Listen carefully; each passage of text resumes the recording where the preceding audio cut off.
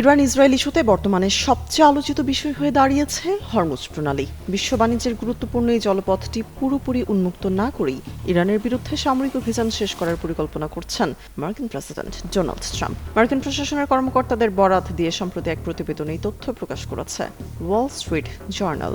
প্রতিবেদন অনুযায়ী ট্রাম্প তার সহযোগীদের জানিয়েছেন তিনি এই সংঘাত দীর্ঘায়িত করতে চান না। ট্রাম্পের ধারণা, জোর করে এই জলপথটি উন্মুক্ত করতে গেলে যুদ্ধ তার নির্ধারিত 4 থেকে 6 সপ্তাহের সময়সীমা অতিক্রম করতে পারে।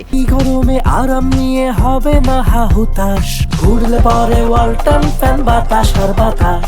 এই পরিস্থিতিতে মার্কিন যুক্তরাষ্ট্রের মূল লক্ষ্য হবে ইরানের নৌবাহিনী এবং ক্ষেপণাস্ত্রের মজুদ ধ্বংস করা।